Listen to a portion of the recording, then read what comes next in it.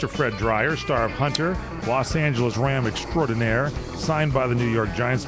Actor, this man has got some movies coming out that he'll talk about someday here. We'll get him going on this to the new way. But right now, we're talking about politics here. And just before the break, Fred, you're mentioning this plan that Kentucky Senator Mitch McConnell is trying to reach across the aisle, trying to have goodwill and tell the Obama administration, the Democrats, hey, okay, we'll increase you, give you a $2.5 trillion with a T, $trillion increase in borrowing in 3 separate installments over the next year, as long as you simultaneously propose spending cuts of a greater size. Sounds good on paper. No spending cuts going to be happening.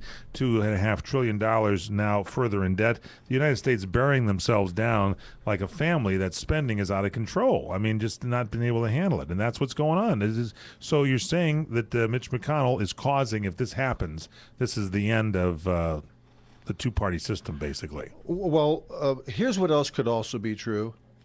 The Republicans are frightened to death of sound bites. They've been, as a party, they have been since George Bush came in. And what do you mean? What do you mean by that? I'll explain it.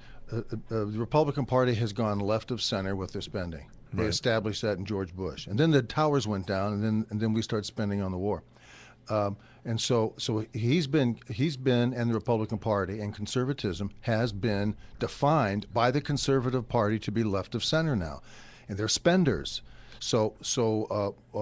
The Republican Party is in constant fear of sound bites, visual and audio sound bites, that puts them in a position to the American people to be the culprits and the reason things in government go wrong.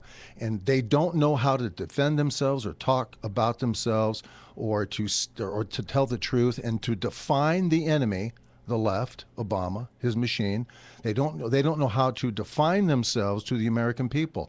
And Mitch McConnell could possibly be saying, okay, look, we're willing to give you what you want, but you got to do this, knowing that there's absolutely no way this thing would be okay, because he's not going to give you spending cuts that would be greater than the $2 trillion. Because the government is going to keep growing once the money is there. So it's a fake olive branch that could possibly be there. But what I don't like is the perceived cowardice by the Republican Party, thinking that they have to speak this way rather than understand what happened in November.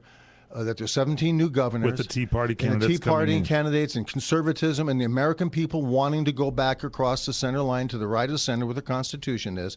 They just refuse because they're neocons, they're new conservatives, which means they're liberal conservatives. They're left of center. And we talked about this before, and they do not know, and they refuse to be able to talk to the American people. They don't understand the mediocracy that they live in. They don't understand how to talk to people. They keep going to the New York Times. They keep talking to CNN. They keep talking to Rachel Maddow and Chris Matthews and these other jackasses and the Ed Show and all these other reprobates who have no idea at all about of anything other than what their belief system is in anti-American politics. So they are frightened to death to stand up in front of a camera like we're doing here and go on the internet, go on YouTube, and every single day, TV, right. Here's the model I would do if I was running the RNC. And Michael Steele, how about him? He was a beauty, wasn't he? He's working in a kitchen somewhere, this guy. He ran the Republican National Committee. Into the ground, by the way. And so if you were running the Republican if I was running the Republican National, I would be telling our guys, heads of the, I'll be telling McConnell and Boehner and all our leaders, I would be telling them, here's what we have to do. As a party, we have to take this tact. We're going to go to the people. We're going to go to the people. We're going to go right to the people. We're going to push the New York Times away, and we're going to systematically tell people, here's where we are. This is how this guy got elected. Here's what his business model is. Here's what he's done. Here's what he hasn't done. Here's the results of that. And here's how we unwrap this. This is our plan. Yes, and this is why we're not going to give him one more penny. Here's the reason why. The American people need to know this because they don't know. They're uneducated. And they see the Republican Party they're emotional. And the Democratic Party is constantly fighting together, and they want this. They love to see this reaching across the aisle. Well, the Republicans continue to play guilty. They're reaching, I know, and then once they do, then they get blamed for it. Why did Bush, number one, only last 1 year in office? Because he promised everybody no new taxes. He was an idiot. And then he caved, but that was the soundbite they used over and over again. He's an idiot. He caved and gave taxes. Yeah, I always say this, here's the reason he's an idiot. Because his whole life has been in politics, and he can't speak the political language the correct way. Once you go into that hole, and once you get down in there, you lose right side up.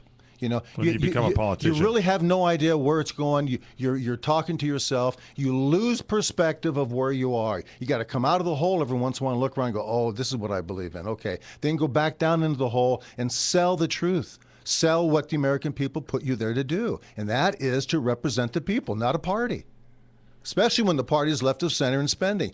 George Bush blew his opportunity to really be a leader right now. It's one thing to have the buildings go down. George Bush 1 or 2? Two, yeah. To have the buildings go down and invade the countries and and do what he's doing. And not that very well. The first 4 years was terrible.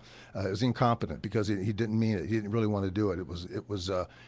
He fought a war with asking for the approval from the New York Times, and they're still doing that.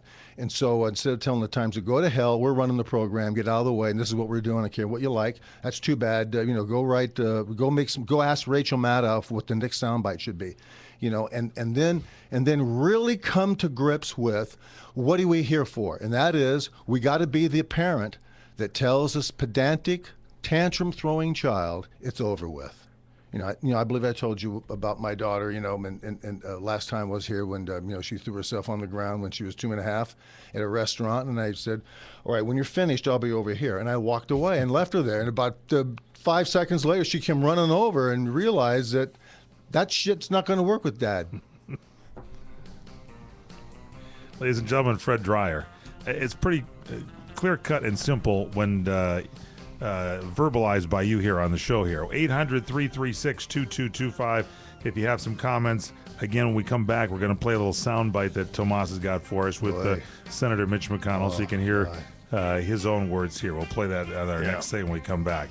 And what can we do? Is we got to get and start writing to our congressmen and our senators and whatever and say, give it to us straight here. Don't put any more debt onto this country. The worst thing you can do is increase the debt. We have to make cuts. If you're having your own problems with your own bank account, you have to stop spending, get more money by working harder so that you can right the wrong. And that's what has to happen in this country. Common sense and reason prevails.